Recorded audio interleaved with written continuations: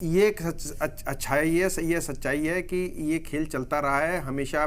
जितने भी corporate group हैं वो राजनीतिक को प्रभावित करते हैं, चुनावों को प्रभावित करते हैं और सब राजनीतिक दलों से उनकी सांठ-गांठ होती है। कोई भी राजनीतिक दल इससे अछूता नहीं है। जो सत्ता में होता है उसको ज़्यादा चंदा मिलता है क्योंकि वो उनके ज़्यादा काम आता है, ये सच्चाई है। लेकिन जिन जिन राज्यों में विपक्ष शासित इंडी गठबंधन की सरकारें या और किसी दल की सरकारें, वहाँ भी उनको चंदा मिलना है और बुरी तरह चंदा मिला है। आप और ऐसी अजीब गरीब स्थितियाँ कि नॉर्थ इंडिया का कोई ग्रुप है और साउथ इंडिया के किसी पॉलिटिकल पार्टी को चंदा दे रहा है। तो इसमें ऐसे भी बहुत खेल हुए हैं कि आपने एक पॉलिटिकल पार्टी ने कैश किसी को दे दिया, उससे एंट्री ले ली। इस तरह के खेल ही मुझे लगता है हुए हैं जिस तरीके से हमने उनको एनालाइज किया था।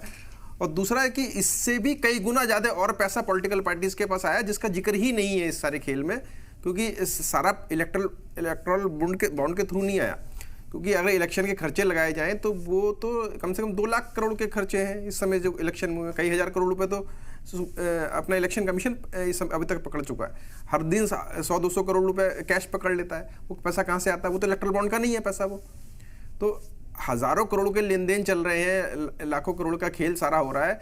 ये सिर्फ 10 या 12,000 15,000 करोड़ का खेल नहीं है। हर जितना भी पार्टी के लीडर्स हैं, जितने पार्टी के कैंडिडेट्स हैं, वो बहुत पैसा खर्च कर रहे हैं। 90 लाख की लिमिट है, 90 लाख का कौन खर्च करता है? एक रैली करा लो, 10 करोड़ रुपए की रैली होती है।